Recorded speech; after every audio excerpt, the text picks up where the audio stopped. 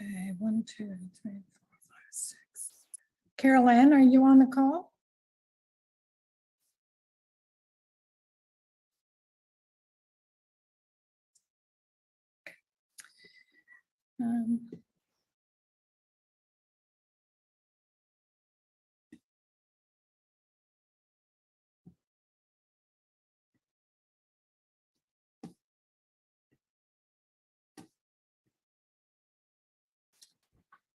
Okay, good afternoon, everyone. I would like to call the special meeting of the Ottawa Police Services Board to order for February 15th, 2022. On behalf of the board, let me start by apologizing for the delayed start to our board meeting today. It has been a very busy day. I want to start also by recognizing that Ottawa is located on the unceded territory of the Algonquin-Anishinaabe Host Nation. The peoples of the Algonquin-Anishinaabe Nation have lived on this territory for millennia. Their culture and their presence have nurtured and continue to nurture this land. The Ottawa Police Services Board honors the peoples and the land of the Algonquin-Anishinaabe Nation. Today, Ottawa is home to approximately 40,000 First Nations, Inuit, and Métis people. Ottawa's Indigenous community is diverse, representing many nations, languages, and customs. The Ottawa Police Services Board honors all First Nations, Inuit, and Métis people and their valuable past and present contributions to this land. We are currently broadcasting on Zoom and live streaming on YouTube. Given this meeting is being held electronically, I want to caution that there is the possibility of technical difficulties.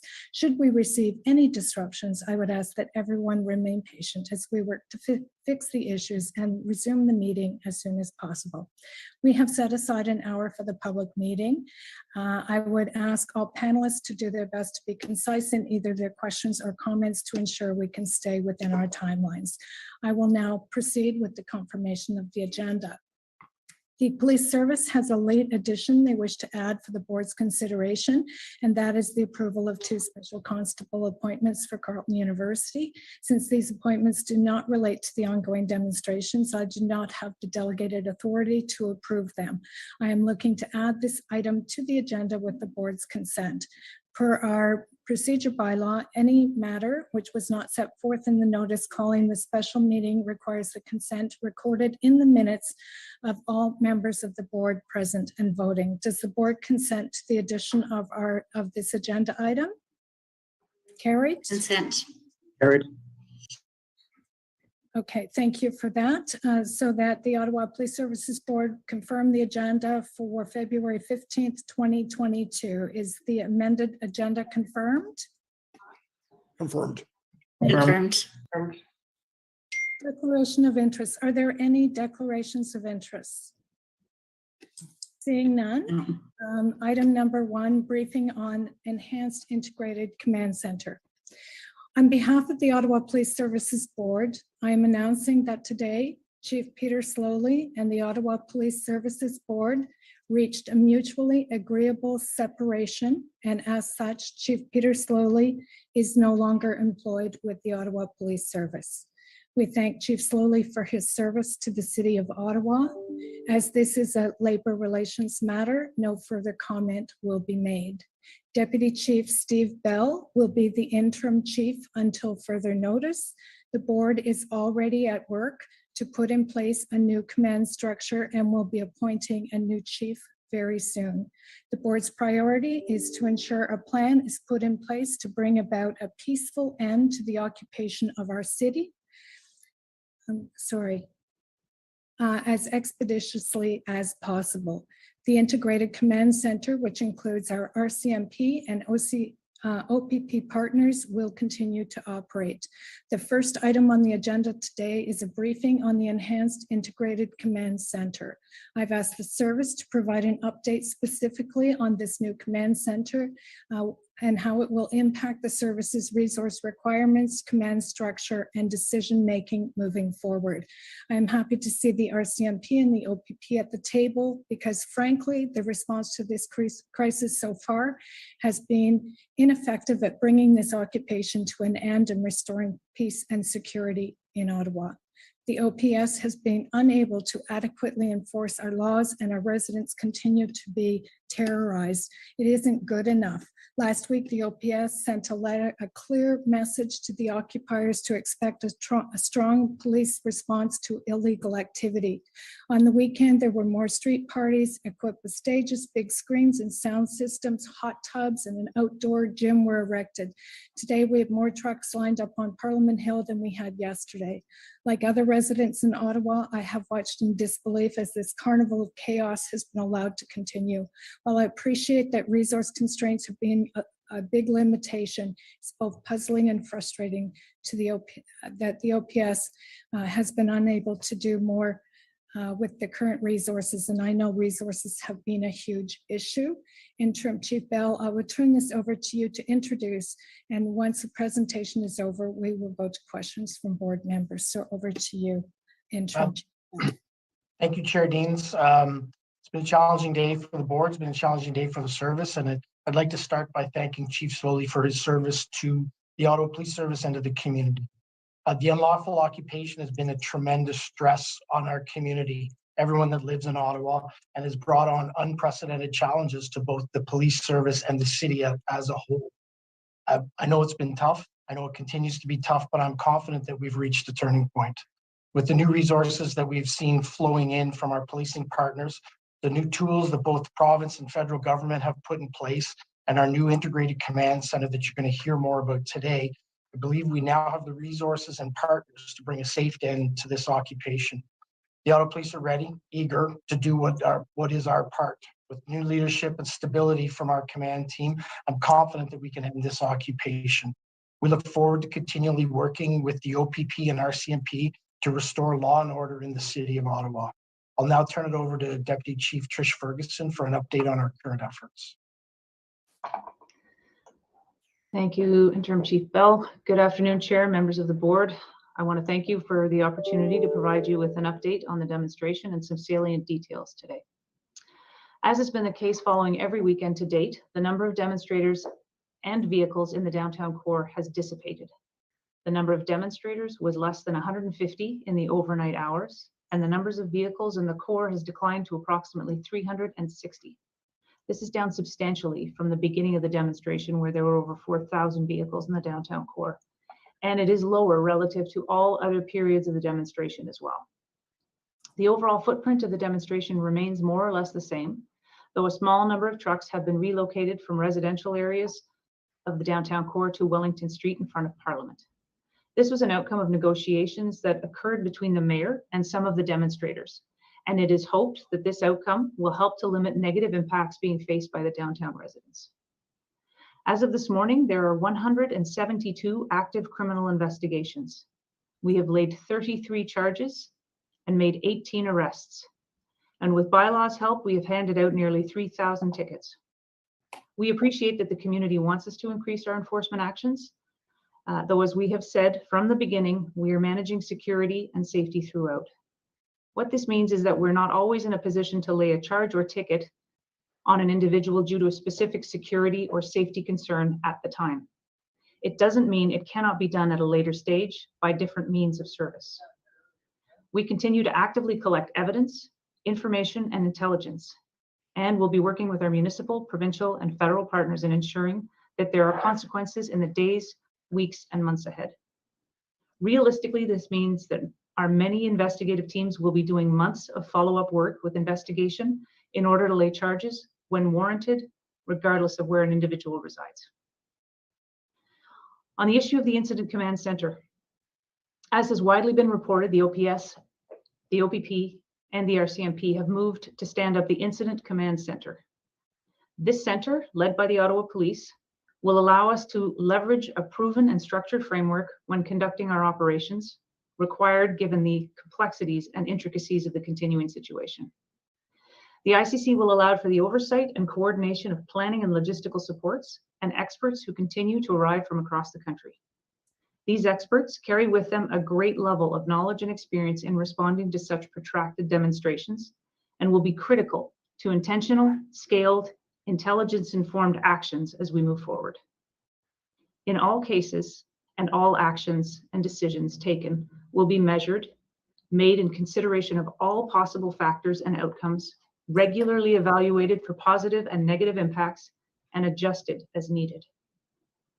Finally, the ICC will aid in providing of strategic communications to all parties, including members of the public, the media, and our policing partners. As for the enforcement of recent orders, during the last few days, a number of emergency orders and actions have been taken at the local, provincial, and federal levels. These orders are helpful. We welcome them, but must be fully understood prior to application to ensure that they can be used effectively and as intended. In the case of the federal invocation of the Emergencies Act, we continue to await for official details before operationalizing it. We have been working with our legal team and those of our provincial and federal partners to understand the implications of the various orders and actions and consider the impacts on our ultimate mission. This work has been continuing during a time of high fluidity, and so we have taken the necessary time to understand additional powers in the current context and communicate this to our members. That said, we certainly have more tools in our toolbox today than we did when this demonstration started.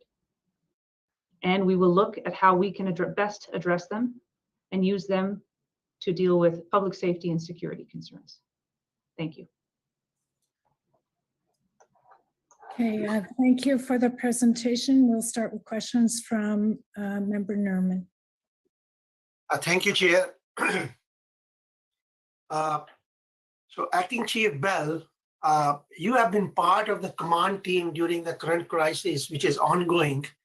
So I have a few questions, and I hope you can enlighten me on that. So we are on the 19 days into this illegal occupation. Do you think the residents of Ottawa are currently being provided with adequate and effective police services? Thank you for your question, Member Nerman. So from a legislative requirement or responsibility, absolutely. I do believe that we are providing adequate and effective policing. And I think based on the communication and partnerships we have with the OPP and the RCMP, we are increasing and improving our police service provision on a day-by-day basis. The geography of the occupation has shrunk over the last number of days. We continue to work on ensuring safety and security within the neighborhoods, because it is the neighboring residents who have been most impacted detrimentally through lack of feelings of safety and security within where they live that we've really been focused on. So for the last 2 weeks, we've absolutely been focused on putting resources into those neighborhoods while we continue to work with the illegal occupiers to leave our city. The assistance we've been provided by the RCMP and the OPP has been absolutely invaluable in helping us to develop and deliver a plan that you heard at a high level Deputy Chief Ferguson lay out, so that we can engage with the communities around the occupied area to ensure increased safety and security, and continue to work with the occupiers to ultimately have them leave the city. Thank you, Deputy Bell. My next question is, our Ottawa residents who are given on the police are now taking to the streets in large groups to confront and expel our illegal occupiers. Do you see this type of action as an indicator of a failure to provide adequate and effective police services? I've said from the beginning, I absolutely have an immense amount of compassion for the members of our community who are so detrimentally affected by this occupation. We've called on people to not engage in counter demonstrations, not because we don't have sympathy with them for what is occurring in and around them, but because we're worried about safety concerns. We continue to call for people to be not engaged in counter protests while we apply our resources to remove the occupiers from our city streets. So although I deeply feel for the strain and stress that has been placed on our city's residents, they need to know that we are working in ourselves and with our partners to put a timely and effective end to this. Thank you. My next follow-up is, is there a current plan to bring an end to this illegal occupation? I'm not asking what the plan is, only asking whether a plan exists. And if so, did OPP and RCMP contribute to that plan? And have they agreed to your plan of action, since OPS is a lead agency on that? So thank you for the question. And you're quite right in stating that we can't provide any plan that we would be engaged in. What I can let you know is, and I'd like to thank Commissioner Lucky and Commissioner Kariq. They've sent some of their best people who have been involved in this type of incident in other jurisdictions to Ottawa to support our teams in developing the plan. I can absolutely assure you that we do have a plan to end this illegal occupation in our streets, and we continue to work with them to finalize, resource, and implement that plan and remove the illegal activities from the city. Thank you, Deputy. And my final final concern, during the first emergency board meeting, which was held on February the 5th, I asked former Chief Slowly, yourself, and the planning acting deputy Trish Ferguson about the blockades, and highlighted the decision of the Supreme Court of Canada in Clayton case, which discussed at length the powers of the police in common law for putting the blockades, and was, and I also further asked whether there was any planning or intelligence failure on the part of the OPS. Now, after the convoy provided advance notice of their intentions, why were occupiers permitted to gain access to the downtown core?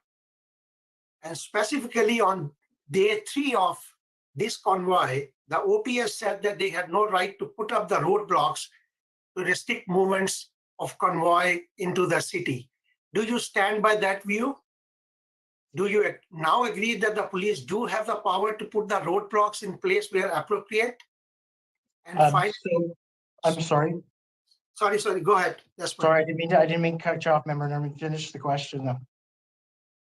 And the final is, do you have an explanation why and how you did not know that at the start of the convoy, and especially on day 3? So thank you for the question, and my apologies again for intervening in it. So as we outlined in the previous board meetings, we approached this demonstration in the early days based on the intelligence that we were receiving, and based on the history and unfolding of prior demonstrations that we'd seen within our downtown core. Although we completely support, and I know that there's been a motion made at council to ensure that there's a review done in this, we will actively participate in that to look at lessons learned and how we can refine how something like this would unfold in the future. We continue to work with our legal experts. We continue to work with our Crown Attorney's Office to exercise absolutely every lawful authority we have to end this occupation. As we go through it, there's lessons to be learned. There is no doubt in my mind. We will learn those lessons, but I would like to focus on those once we have these illegal demonstrators out of our streets, out of our city, and our residents own their city again. Thank you. Just follow up. I just want to know, do you agree that the police have the powers to put the roadblocks in place where appropriate? Even at the commencement of the convoy, in the middle, and even now. Do you agree with me, with your position or not? So Member Nerman, as I indicated, we will continue to use every lawful method that we have in order to remove the demonstrators from our streets.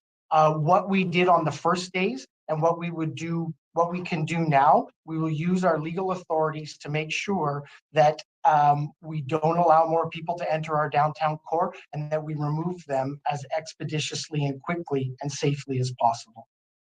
Thank you. Thank you, Chair. Those were my questions. Thank you, Member Nerman. Member Sweda. Thank you, Chair. I just wanted to say that I'm saddened to hear about Chief Slowly, and I want to thank him from the bottom of my heart for all of his service to the city. Acting Chief Bell, from the beginning, there's been a lack of resources and manpower. Is anything changing now? Do we have more resources coming? And if so, when and how many?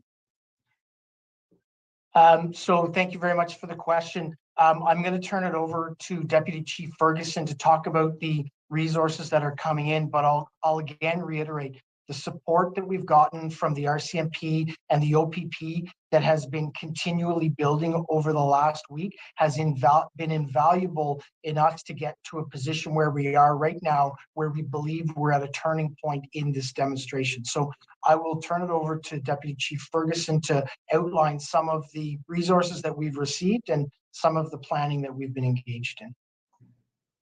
Thank you, and thank you, Member Swader, for the question.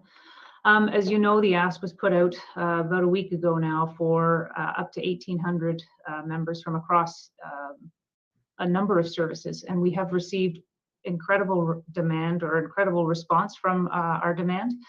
And I will say, echo Deputy Bell's comments about the fact that, you know, the OPP and the RCMP have provided a wonderful amount of people, and not just numbers, but skills that we were lacking or that we needed to round out our team to make it as strong as possible. And I feel we are there now.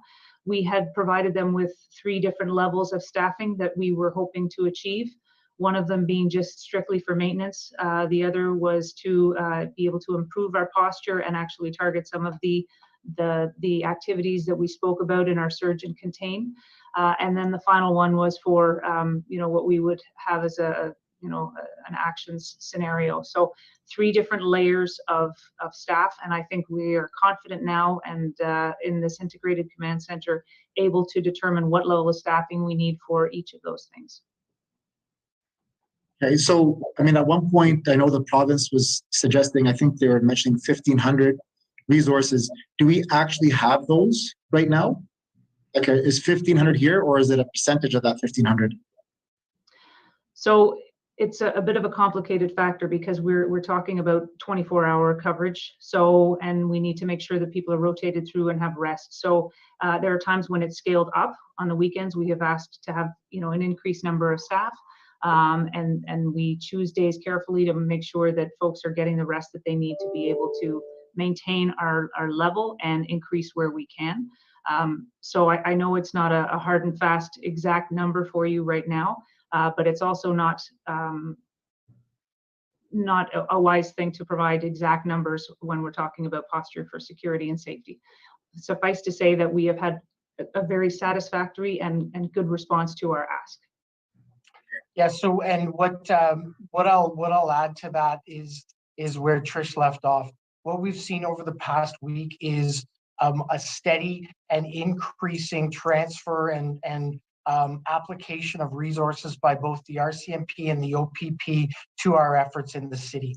We're very happy with the results that we have in terms of our call for resources, call by the board, Chair Deans, and City Council to have more resources available to us, and the reception of that. So again, I can't thank Commissioner Lucky and Commissioner Creek enough for not only the expertise that they've helped provide us, but the resources in terms of sworn members that they have provided us and continue to indicate they will increase over the days ahead. Okay. And also, I want to thank you as well, Acting Chief, for stepping up and filling the role. I know it's been tough on everybody. And just one more question, maybe this is to CAO Dunker. Are we still okay with our financial resources that have been promised by the other levels of government? We're certainly tracking everything we're spending related to this occupation. We expect invoices from the OPP and the municipality, and we will sort out the cost recovery mechanisms as we move along, because we're in, you know, pretty early days of this from a financial recovery perspective. And we believe that we won't receive invoices from the RCMP. And we are working with the federal government currently on the grant. We already have, I think the board is aware of the grant line that was associated with special events that we get annually. So there's already that conversation going on in terms of recovering additional funding through that process. So as I mentioned, it's early days, but we are tracking every cost, and we will bring that as part of our update, our financial update back to the board. I believe it's in March or April. And finally, do we have an average cost per day, an estimate of what it's costing us? Yes, so I have, as of yesterday, the total cost that we had tracked, and it's important to note that these are recorded costs, so not all overtime, for example, would be yet recorded, and other items would be trickling in. So we're at 14.130539 million, so 14.1 million. That does not include the RCMP costs if they were to invoice us. So that's for the OPS costs plus forecasted costs for the OPP and municipalities and all OPS costs. So that works out to about 785,000 per day. And as additional officers join, those costs will be going up. So that was what we tallied as of yesterday. Okay, thank you very much, and thank you, Chair. Thank you, Member Sweda. Interim Chief Bell, I think we should clarify in terms of the resources that, I mean, we're pretty happy with how they're flowing into Ottawa now, and that more are coming, and it's making a huge difference. But I don't want to leave the impression that after we made that ask last Sunday or Monday, whenever it was, that those resources came in the way we expected, because they were very slow. And I think we just have to be very clear with the public that, yeah, we're doing really well now, and we can see that we're at a turning point, but that was not initially the case. So if you could just confirm that. Yeah, thank you for that clarification, Chair Deans. Absolutely. We made the ask about a week ago, and it's taken time through planning and resourcing to actually get those boots on the ground in Ottawa. We are not at the 1,800 number yet. We haven't seen that realized, but we continue to work with our partners in the OPP and the RCMP to make that a real fact in our city. So what we have seen is an increase, a steady flow of bodies into our operation that are deployable, but it was not immediate, as you indicated. And would it be fair to say that the escalation of resources into this community for assistance with this occupation came about at the same time as the integrated command new structure was put in place? So I think it's fair to say that the integrated command center that we've established with the OPP and the RCMP has been of great benefit for us to track the resources we have, allocate the resources that we need, and bring them into the city. I don't think it is because of that, but what it has done is has added capabilities to the operation for us to be able to bring resources in, properly deploy them towards efforts that we are undertaking to end the occupation. Thank you for that, Interim Chief Bell. Member Meehan. Thank you, Chair, and thank you, Deputy Chief. I guess the question is, I think, for a lot of folks in the city who are really beside themselves, what's going to change now? When are we going to see action? And I don't expect you to give us a detailed schedule, but when can we expect those rigs and the pickup trucks and some of the paraphernalia that are downtown? When can we expect that to be action to begin to move that out? So it's as I indicated early on, we won't lay out our operational plans in a public forum. We will brief the board, as is our responsibility, in an in-camera session at the appropriate time. What I can tell you is there is absolutely a plan that has been developed through our partners at the OPP and RCMP to have an integrated approach and response to ultimately end the occupation in our streets. So that plan continues to be refined and developed and exists. And when is the appropriate time, we will brief the board on the execution of that plan.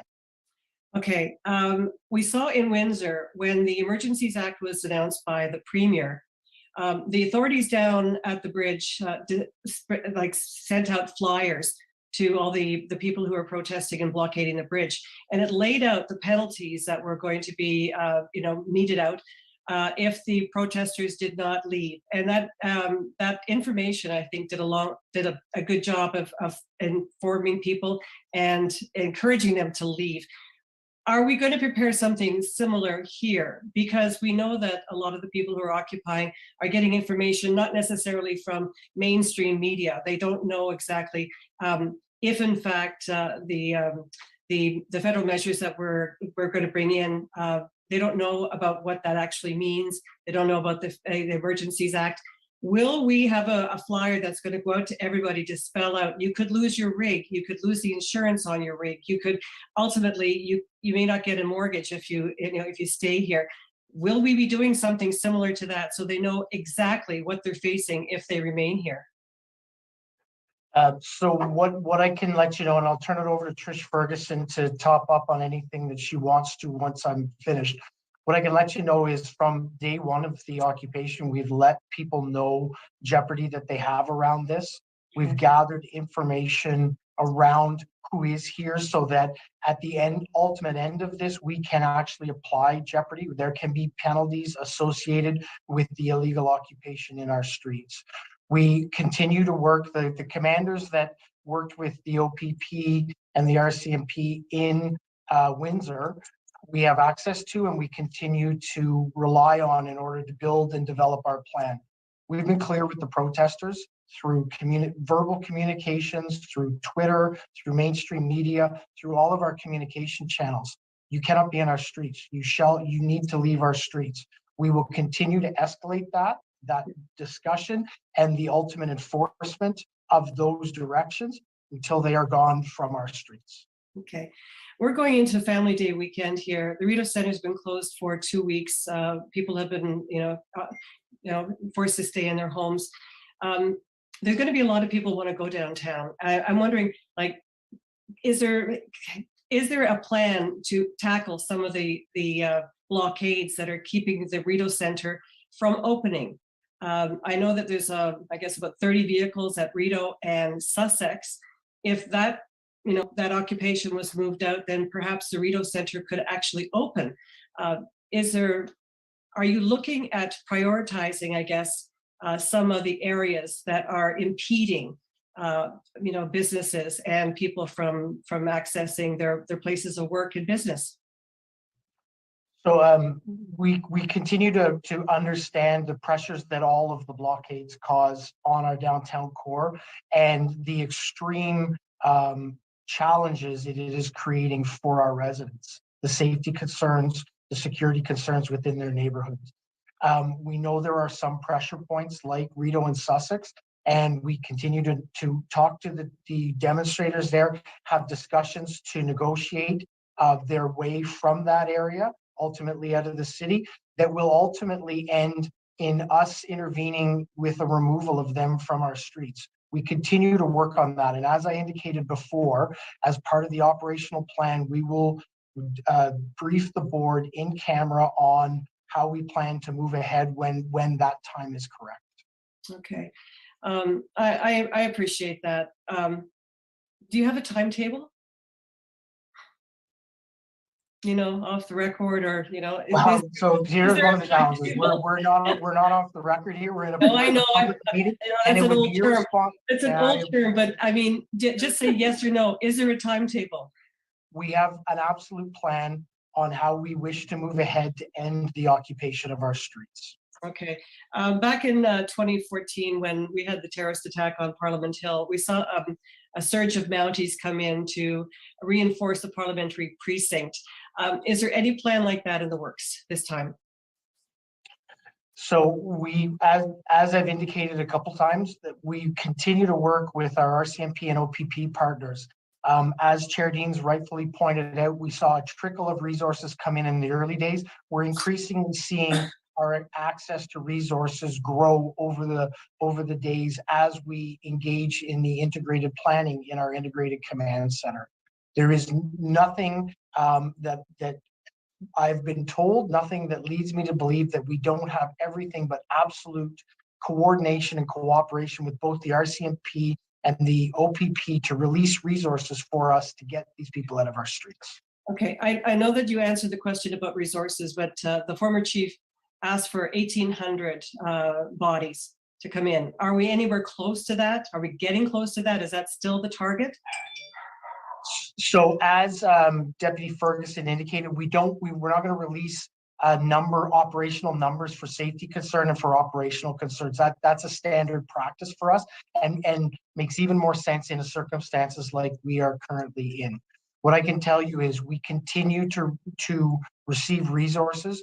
There is unified reporting on the number of resources that we have that is sent to our command team, to the OPP and the RCMP executive, so that everyone has line of sight on the resources that are in our city from all of the different jurisdictions.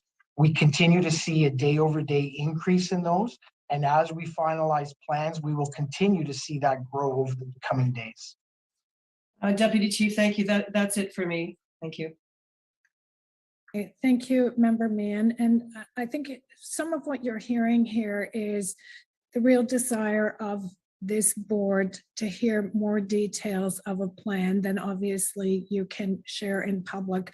But I would ask for an in-camera briefing of that plan, because we need to be very satisfied where we're going at this point on this plan. So we can work that out, Interim Chief Bell, and we'll move to Member Smallwood. Thank you, Chair. And I wanted to join my fellow board members in firstly thanking former Chief Slowly for his efforts. He's been through some really horrendous times.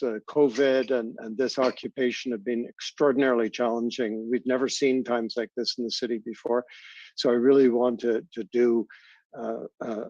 say thank you. It's been tough. And I also wanted to thank those who have stepped forward, Acting Chief Bell and Deputy Trish Ferguson and the entire command team and the members, because I think we'll look back on this, and I've said to many people, you'll put this on your CV. All of us will put it on our CV. They will teach courses about this. They will talk about this for a very long time to come. And everybody is second guessing why somebody didn't do something.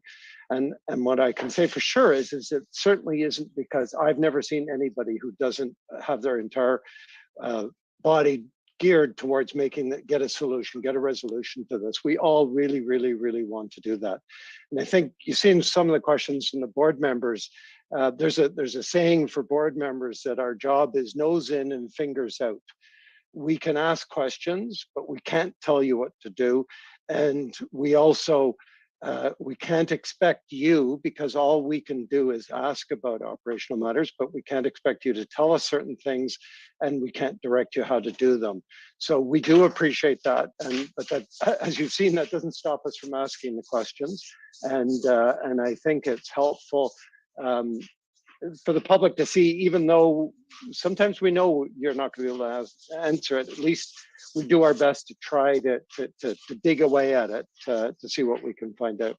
I did have one question, which I don't think is operational, but I just, Deputy Chief Ferguson, you mentioned that there was 360, I think you mentioned, I'm not sure, I wrote it down, 360 vehicles and 150 people downtown currently.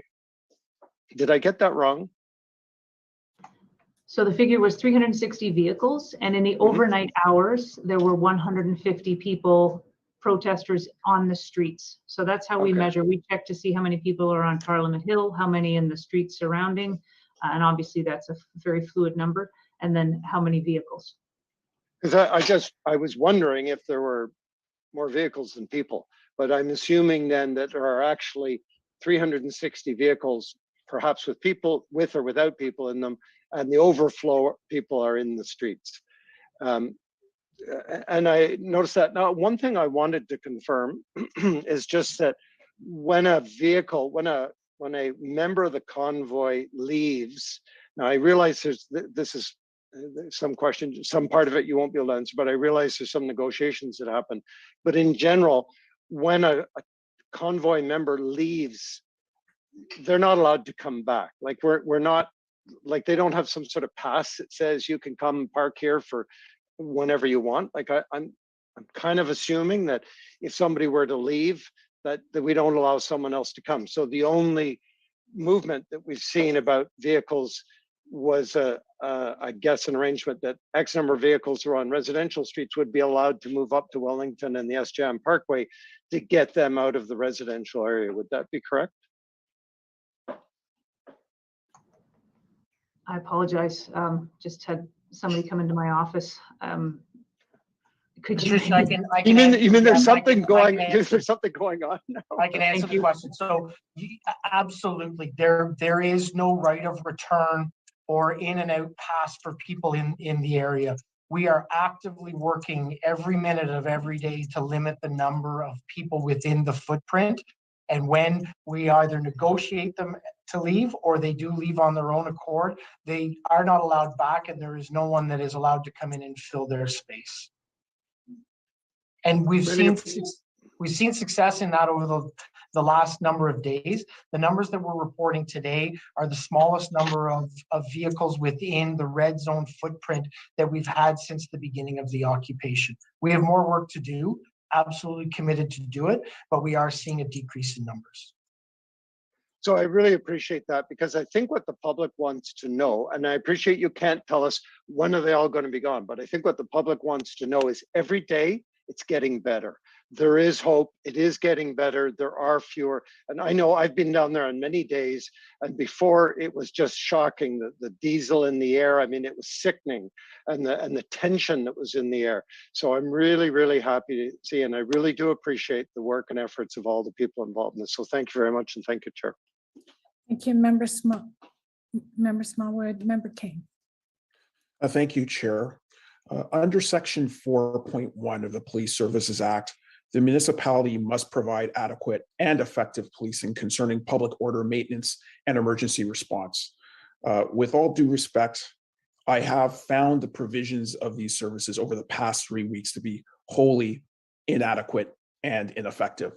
So, Interim Chief, on behalf of the residents of Ottawa, can you explain the inadequacy of the law enforcement efforts that we've seen during this siege?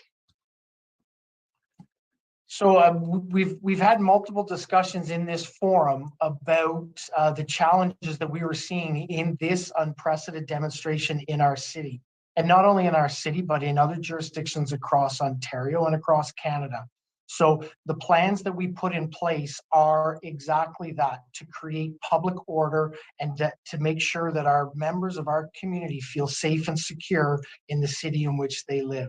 We continue to build capacities through our partnership with the OPP and RCMP to have the capacity to take our streets back.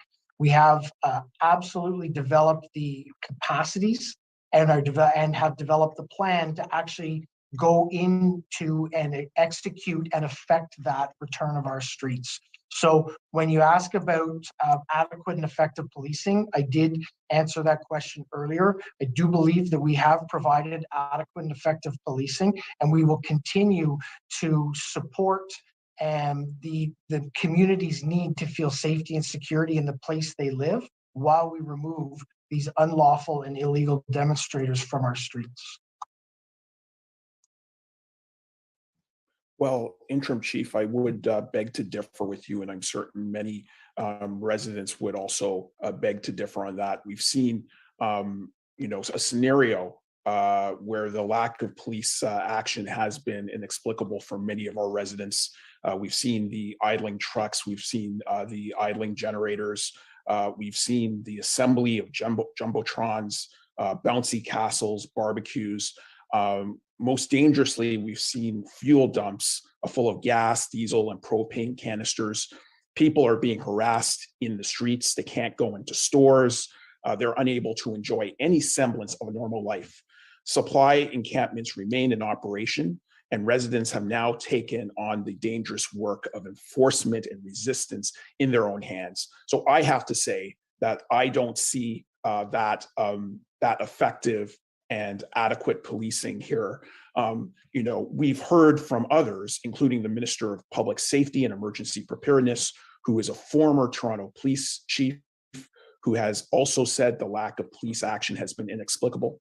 And I'm saying, as a member of the Police Services Board, that the lack of police action has been inexplicable.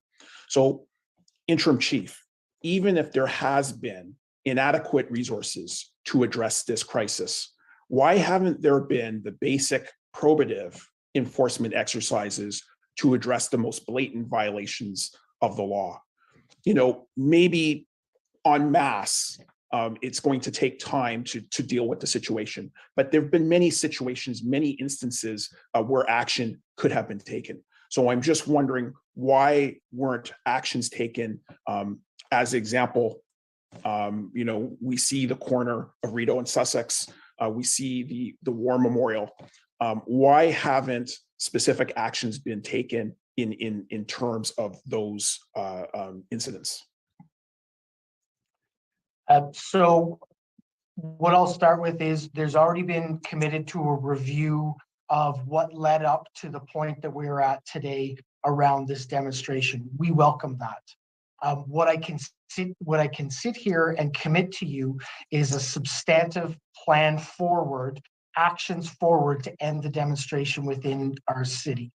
We know that over the past number of weeks, several of, if not all of those safety concerns that you've identified have existed within our streets. They have been completely unacceptable. We have, from the early days, identified that we needed the resources to be able to access to safely stop these demonstrations in our city. The board, through Chair Deans, the council, through the mayor, have actually advocated for us to receive those resources. And in those resources, in turn, we've been able to bring in partners from the OPP and RCMP to work collaboratively together to build a substantive, definite plan that is properly and adequately resourced to ultimately end this occupation. We will continue to work towards that plan to end the occupation in our streets so that we see no more of those unsafe activities. Well, with the new integrated coordination amongst agencies, if there has been an accelerated tempo of incoming resources, when will we see an accelerated level of enforcement in order to address the illegal occupation? So I think over the past number of days, you've already seen an increase in the enforcement activities of our members in a more coordinated and strategic way that is directed towards ending the occupation. As we continue to roll out the plan to end the occupation, you will see an ongoing increase in that.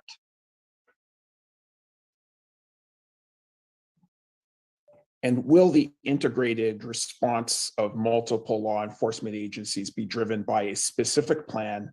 And when will that plan be put into place? So again, as is the responsibility of myself as interim chief, I will brief the board on that plan, that operational plan, as we roll it out in the time that is required to me prior to doing that. That will need to be done in camera because I would not want to actually provide operational comments in an open public forum about ongoing or future police operations. Thank you for that. Notwithstanding misinformation and disinformation that is floating around the entire ecosystem, are you aware of any complicity by sworn members with illegal occupiers?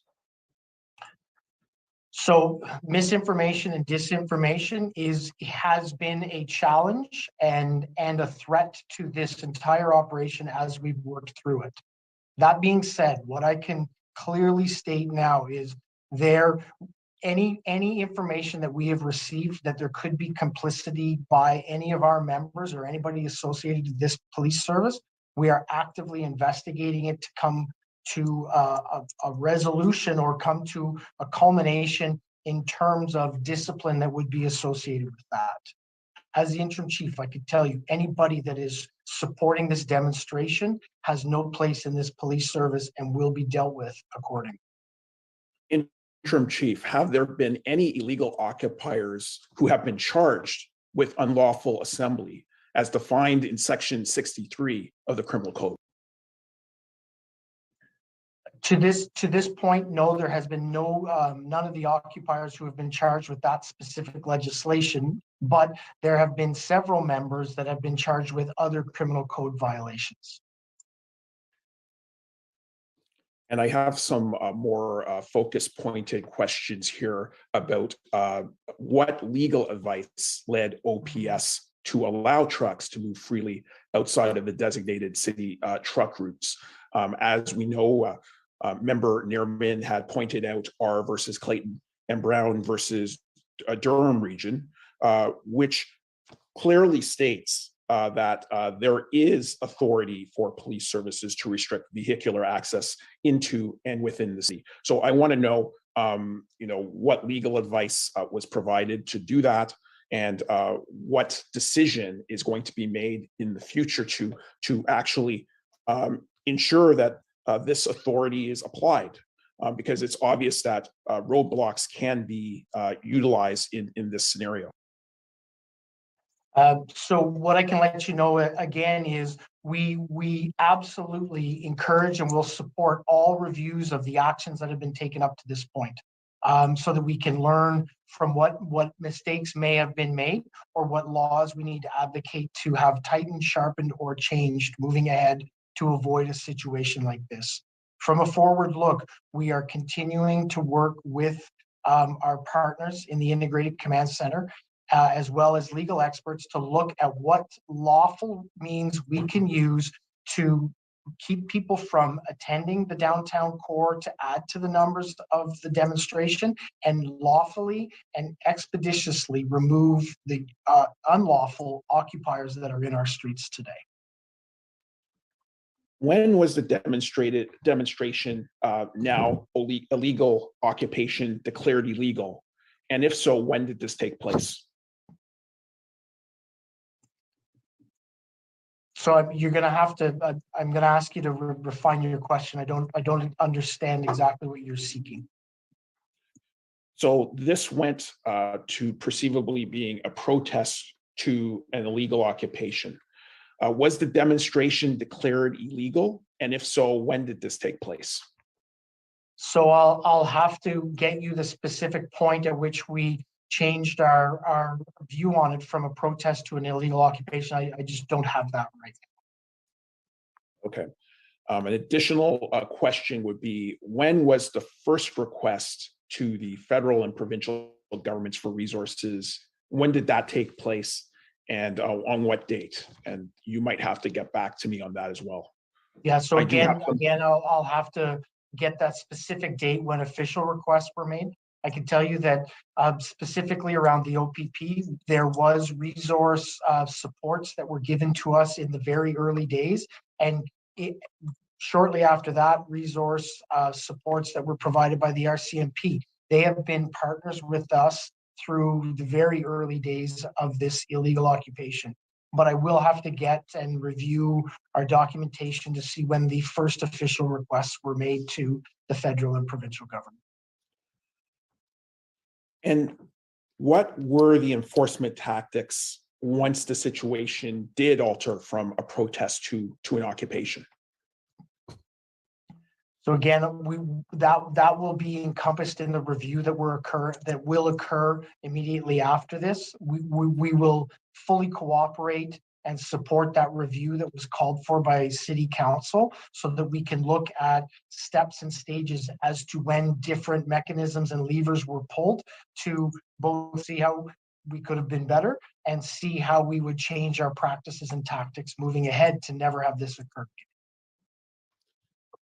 And has any ultimatum ever been given to the occupiers?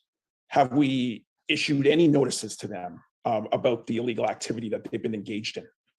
And if we did, what were their consequences? So I would start with the notice. There isn't a time that I've come before this board, that I've become before council or before media, that we haven't stated that this is an illegal occupation of our streets and these people need to leave. The support of that and the enforcement of that is what is centered around that plan that's being developed and implemented by our integrated team. So there has been no doubt that these people are involved in an illegal occupation of our streets. Through the support of this board, through the support of council, we are now seeing the relief that we need through resource supports, planning supports, in order to be able to bring it finally to an end. Well, I will just leave us with this final thought that we've heard very clearly from the residents of Ottawa, and that is mirrored by council, and I'm sure this body, this board. We need a more proactive response, resources, and most importantly, enforcement effort to really end this illegal occupation. That's what we need. And we need a very clear timeline. We need a plan. And we need to present that relatively quickly as possible to the residents of Ottawa so that we can get to a resolution of this situation that rightfully has really is undermining trust in our public institutions, that's undermining trust in everything that is occurring in the city, and is erasing the idea of normalcy in the city. We need to bring this city back to normal. And we'll continue to advocate for that and ask those questions because this is not acceptable. And people out there, and I agree with them, do not consider this adequate and effective policing. They want to see that restored, and they want to see results. And so we'll continue to ask those questions. Thank you, Chair. Thank you very much, Member King. Member Johnson. Thank you, Chair. And I'll just add to Councillor King's comments. I too want to see our city back, our residents with their lives back as soon as possible. I would like to thank past Chief SLOY for his work and leadership during a very challenging time. May I also thank you, Acting Chief Bell, the other members of the command team, and all of the OPS members for all that you have done and will be doing to end this occupation. And I was glad to hear that you as Acting Chief have shared that there is a plan and that we will receive that at an in-camera meeting. Can I expect that meeting in the next 24 to 48 hours? So first of all, thanks for your comments, Member Johnson. We will be briefing the board on the plan at the most appropriate time prior to the commencement of it. I can't indicate when that would be because that would be part of the operations that we would be engaging in. Okay, thank you. In terms of the incident command center that's been set up, have all three levels of government been updated on the incident command center? And has the decision-making process at the leadership level been reviewed and agreed upon by the OPP, the RCMP, and the OPS? So Deputy Chief Ferguson has been actively engaged in developing and building that incident command center. So I'll turn that question over to her. Thank you, Member Johnson, for the question. I can tell you that as we are doing now and have throughout this process, they are updating their boards and their supervisors. So both commissioners have been on daily calls with updates with their members. And I think it's suffice to say that all levels of government are aware that there is a plan and that they have been contributing to it. Okay, and then my other question was, has the decision-making process at the leadership level been agreed and upon by the three different groups, the OPP, the RCMP, and the OPS? Yes, they have. Sorry, I omitted to answering that. It's okay. In the command structure, there are levels across the board at which decisions are made, operational decisions are made, and it is the people who have the best line of sight, so not necessarily the commissioner the chief or the commissioner of the RCMP who would be making those decisions, but they would be advised of them and they provide strategic direction to them. So that is happening. Okay, thank you. And then Acting Chief Bell, what resources are still needed in your estimation to end the Ottawa siege? Are you able to identify what you still need? So again, based on the need to not disclose all of our operational tactics in a public forum, what I can tell you is the resources that we are requiring to implement and execute on this plan are being coordinated and arranged through our incident command center. There will be more and different resources that we'll need that I won't go into specific details on what they are in a public forum, but they are being identified and arranged to be accessed. Okay, thank you.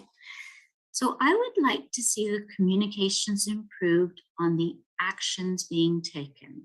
And so I repeat, on the actions being taken to resolve this occupation.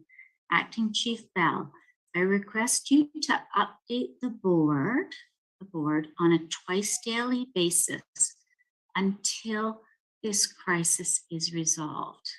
Can you confirm that, please, that you'll do that? Maybe I'm going to step in here. We're in the middle of a crisis. I really don't feel comfortable as the chair of this board asking Deputy Chief Bell or interim Chief Bell to update the board twice a day. We have a process in place that this board has agreed to, and we will commit to doing that. May I just clarify, Chair, the process that we've agreed to make sure I'm clear on that. Thank you. We have agreed to any questions that the board members have will be bundled through the board office and forwarded to the interim chief. We will have at least a once a week meeting. And if there are changes that we need to consider in a more fluid manner, then I will call a special meeting. Yeah, I do think, given that what I'm hearing from Ottawa residents that I've been speaking to, from the healthcare providers I've been speaking to, that they're looking for more action from the board. So given we're hearing that and how critical it is, I ask again that the board be updated by Acting Chief Bell. These do not have to be long updates. If it's the following two actions have been taken, that's fine. But I do request that the board receive these updates. And I think that we're hearing from Ottawa, and I'm seeing on Twitter that they want more from the board. And I want to do more, and I want to show more oversight. So I again make my request to Acting Chief Bell. Member Johnson, I have to support, or I will support what Chair Deans has indicated here.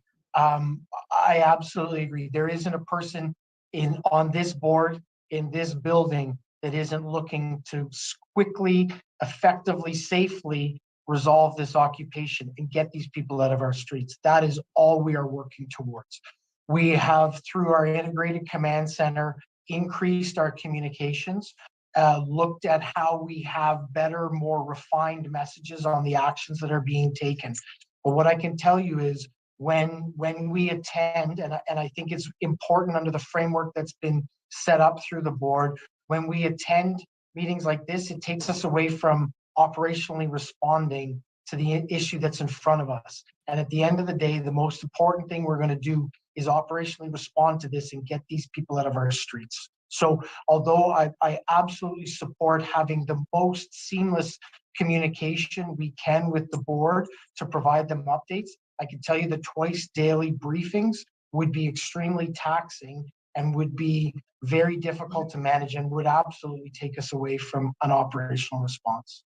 Can you see a level more than once a week that could, satisfy that the board is doing the oversight that Ottawa wants us to do? Can you see something, something different or something more than that? So I'm absolutely willing to work with the board to look at an enhanced communications process if that's what the board desires through Chair Deans. We can look at how we can support that. But what I would ask is that we don't have more in-person meetings where we take the entire command structure away from responding to the incident. Right. Okay. That's helpful, actually. Yeah. So, all right. And that's all of my questions. So thank you very much. Thank you, Member Johnson. And just before I start my comments, I just want to say that, as much as we want to provide that oversight role and we are expected to, I don't want to create the false impression with the public that this board has more authority in this than we have. That has been a problem already with the public, who happen to believe that the board can direct these operations and should be directing these operations. And I can tell you I have an inbox full of people giving me advice that under the Act, under the Police Services Act, we cannot do. So I want to caution the board not to create the impression at all with the public that ours is more than an oversight role. It's an oversight role. We have to make sure that we have the resources that they need. We have to make sure they have a plan. We have to ask those questions, but we cannot direct the chief. And I don't want to leave the impression with the public we can, because that is not the case. And I, like all of you, and like every single person I'm sure in this city, wants to see an expeditious and peaceful, safe end to this occupation where no one is harmed. We all want the same thing. I want it as much as anybody else, believe me. We have to put a structure in place that we believe will get this job done as expeditiously as possible. And I guess, Chief Bell, we're all getting to our breaking point. Maybe I am too, but one of my frustrations has been when we expect action, we don't see it.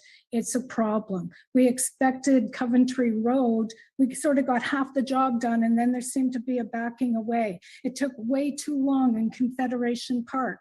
This weekend, when we said that we were going to treat the protesters, more strongly than we have in the past, we had a chaotic carnival on Parliament Hill. I tell you, I wanted to go up there and pop that damn hot tub myself and unplug the bouncy castle. And I couldn't understand why we weren't doing just those things that were poking the fingers in the eye of our house, of Parliament, of our democracy, and of our city. And so, if there's some frustration spilling over, it's, okay, now we're getting the resources. This board is working very hard behind the scenes, and I want to assure the public that that is true, to put a new structure in place that will bring about a peaceful end to this illegal occupation as soon as possible.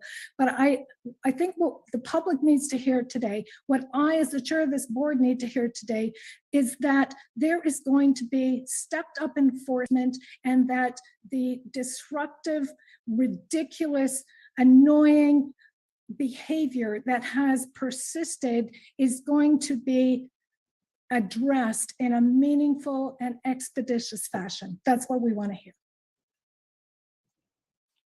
So Chair Deans, I share your frustration. I absolutely could not share your frustration, and it is the frustration and heartbreak of the residents that live in this city. We understand that. We work every single day to try and manage and remove these people in a peaceful way, like you indicated. The structures that we have brought in, the dedication of our members and the members who are coming to our city to actually remove these illegal occupiers will be what ultimately ends this. You've heard Trish talk today. You've heard myself talk today. We have worked with partners from the RCMP and the OPP who are experts in this, who have dealt with similar, not to this scale, but similar type occupations in their territory to bring their best information, their best reasoning, and their depth of experience into our house, into our city, to come up with a plan that will ultimately remove these people from our streets. I believe we are working on and have almost finalized that plan. With that plan comes resourcing requests that you yourself have asked for, and we're seeing fulfilled as we move ahead. Everybody wants the same thing.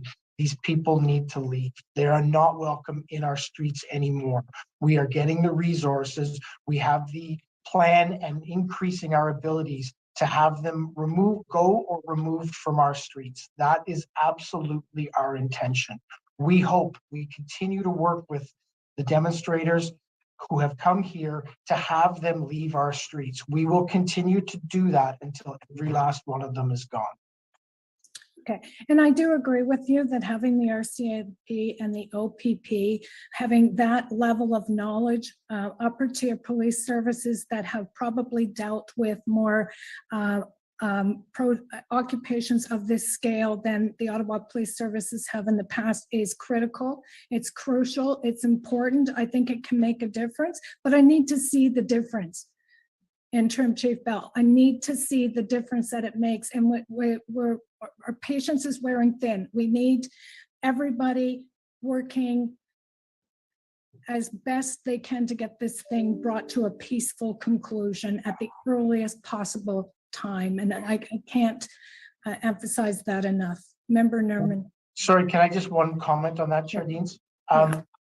Absolutely could not agree more. We want as expeditiously as we can to get this occupation finalized. One thing I will say though is nobody across Canada has ever dealt with an occupation on this scope, scale, size with this type of equipment or vehicles in an area. This is unprecedented. We've said this from the beginning. This has not been managed by any police service across Canada in the history of our country. We are continuing to work with them on their best experience to manage what is a new and unprecedented situation.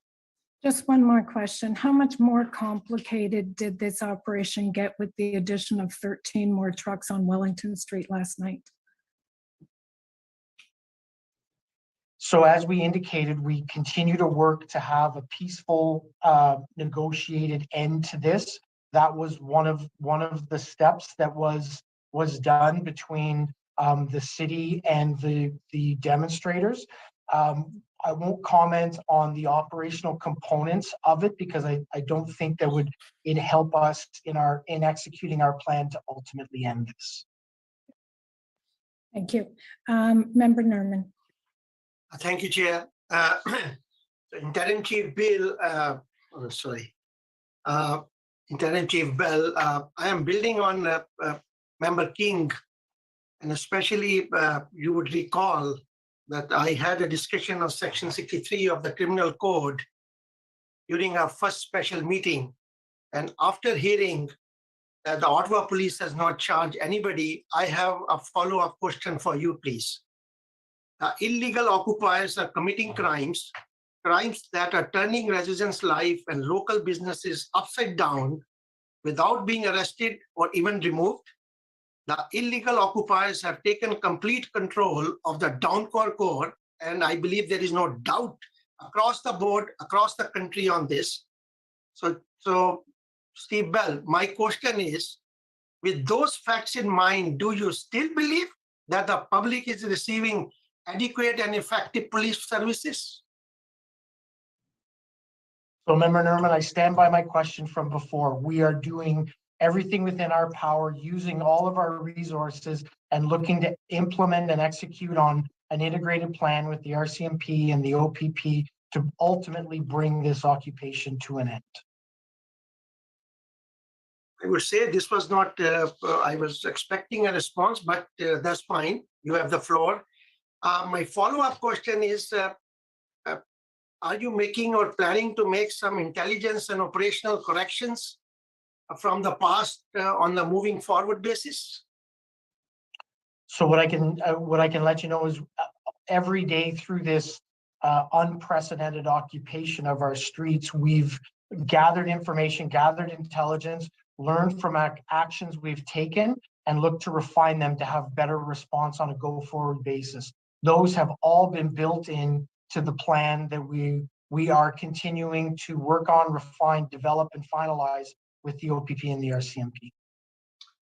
Okay, thank you. And before I leave, I would like to place on record the thank you to all the OPS, OPP, and RCMP frontline officers, including paramedics and the fire and the civilian employees who have been in service, including our former chief, Peter Slowly, and yourself for stepping up and taking some hard questions from us. Thank you. Thank you, Member Nerman. Member Meehan. Thank you, Chair. I'll be pretty quick. Interim Chief, I think Diane's emotions sort of set a lot of our emotions rolling as well. We didn't want to be overly emotional. We wanted to be very practical and get to the point of a lot of the plans. But I have to say, as a resident of the city, I firmly believe that the majority of the rank and file of our service are trying to do the best job they possibly can. But I am baffled and confused and really frustrated when I see videos and I hear anecdotes of officers who are yucking it up with some of the protesters and saying that they support the cause, and often sometimes are assisting them in some of the illegal activities like moving cans around. Can you just explain to the residents of Ottawa why this is happening? And do those officers really realize the damage that they are doing to the reputation of the Ottawa Police Service in this city? I realize that we have all different views. We come from, we approach things differently. But when it comes to the police service, we expect them to uphold the rule of law and to protect and represent the citizens, not the illegal occupiers. Do they understand exactly what has happened here and the long-term damage that's going to be done to the service because of this? So I want to focus on the last part of that answer first. The vast majority of the members of this police service are out there every single day trying to restore law and order to the community. And that's what I said, and I agree. And that's why I know you did, but I think it's very important that it cannot be understated. They are out there working with partners from across the country and across the province, other municipalities, to try and restore law and order in this city. They are as frustrated and they are as passionate about ending this as every member of this board is, as every member of this community is. I don't think we can ever lump everyone together and not say that the vast majority of our membership is working day and night to try and end this in the best, most lawful, most expeditious way that they can. For those that are not, there is no place in this police service. I have said that before, and I will say that again. Supporting illegal demonstrators, illegal occupiers in our streets is not part of our core values. You have my commitment and my word as interim chief that we will investigate every single one of those and to the fullest extent ensure that those people are not part of this police service. I thank you on behalf of the citizens of the city for that, because it has undermined the confidence that a lot of people have in the police service, and that as a member of this board distresses me because we know that the majority of the police service care deeply. But I just want to address a rumor that was going around, and that was that we were told that the service members were told just to keep the peace and not to step in and not to take any risks at all. I think I asked the chief that a couple of weeks ago, and he said that wasn't true. But is it in fact that is in fact the case? That's what's happened, right? That is not what's happened, member Meehan. The officers are given the authorities that they have to intervene within the demonstrators and given the guidance and discretion to intervene in a lawful and safe manner. We have to be considerate of officer safety with exactly the atmosphere that Chair Deans explained. There are pockets within this, and our officers have been involved in enforcement activities where they've been swarmed. So as we've asked for more resources and as we've been provided more numbers, we now have the ability to increase our enforcement activities to ultimately end it. There has been no complacency. There has been no direction given that members should not enforce the laws. There has also been instructions given that they have to do it within the bounds of officer safety. Okay, now that I've gone this far, I'll just ask the other one to address the last rumor, and that is that several plans have been presented to the executive of the Ottawa Police Service. They were rejected, and we're told that because we did not have a plan, that's why we weren't offered the resources that we required earlier. So what I can let you know. I don't know that we should be dealing in rumors in this forum. Just a yes or no, Chair, because it is out there and there is some concern about what I that. can let you know is we have absolute support of our partners to develop and staff a plan to ultimately bring an end to the occupation. We continue to work on that. We continue to access staffing and resourcing to execute that plan. Thank you. Thank you. Thank you, Acting Chief. Thank you. Thank you. I know we want to wrap up soon. I have a couple more questions and I see Member King does, and then I think we're going to hold it there.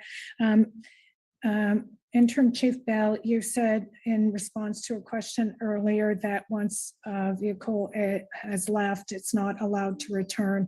I have received several messages from members of the community saying that is not factually correct. So I'm wondering if you can at least assure us that going forward, no vehicle that leaves will be allowed to return. We are working every day, Chair Deans, to shrink the footprint. I'm not sure of the information you're receiving or the specific accounts, but I can tell you that we are actively have resources that are deployed. It takes several resources to keep the footprint where it is, and there is no in and out privileges that we're allowing in the demonstration. Okay, and my last question is, Interim Chief Bell, would you agree with me that there has been a colossal failure of intelligence and that we need to take immediate steps to make sure that intelligence gathering is better, not just for this, but going forward to the future?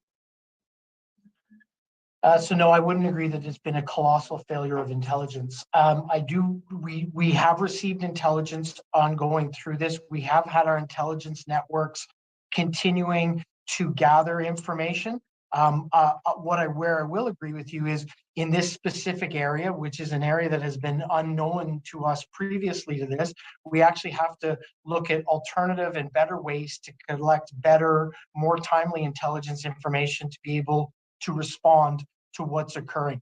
We have developed some of that capacity in the last number of weeks as this has unfolded in our city, but we did have an intelligence network that was established. We did receive some intelligence on what was occurring or what could occur, and those steps have been taken and improved and enhanced on as we've progressed through this. Okay, thank you. Member King, last question to you. And I'm just going to be brief. It's not really a question.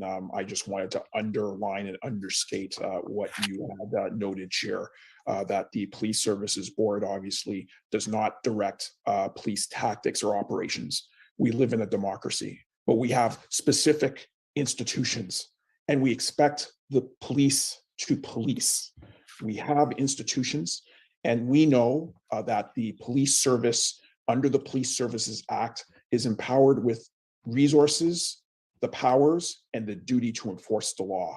So what we've heard very clearly from residents is that they want, and we collectively want that task undertaken so that we can end this illegal occupation forthwith.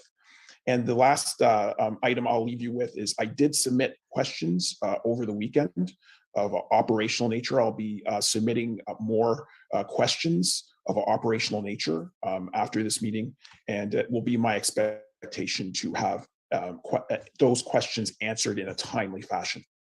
Thank you so much, Chair. Thank you. And Member Nerman, we only have a few more minutes for this meeting. Is this urgent? Because I was cutting this off. Just a very brief comment. And again, I am coming to Interim Chief Bell on his adequate and effective police services. What my experience is, I am 60 years, that whenever the community, members of the community, they come on the road and they try to enforce the law with no respect or no faith in the police, that is the end of it. So instead, in spite of that, this weekend we saw how on Elgin Riverside, they were stopping the protesters to go to the downtown core. And in spite of that, if the words is coming that police was providing or is providing adequate and effective services, I won't take that. But thank you. That was my comment. Okay, so received on the update, received? Received. And then item number 2, the appointment of special constables, Carleton University, that the Ottawa Police Services Board approved the appointment of Carleton University employees Jamie Baldry and Mark Prince Cox as special constables pursuant to Section 53 of the Police Services Act in accordance with the terms and conditions set forth in the attached approval of appointment form. Is the item carried? Carried. Carried. Carried. Thank you. This concludes our public agenda. I would now call for a motion to adjourn. Member Meehan, Motion all to those adjourn. in favor? Carried. Thank you very much, everyone. Be safe out there. Have a good day. Thank you.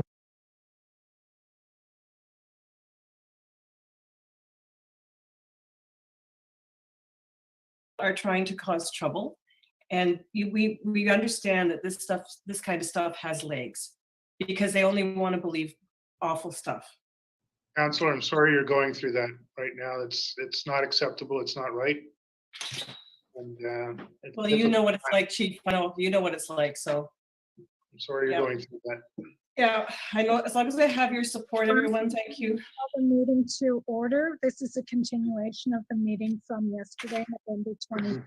And Caroline, I heard you. I'm sorry that is happening. We have a responsibility as a board to work through difficult issues with the community, and hopefully we can get to a more respectful place in the future where we don't have these kinds of issues.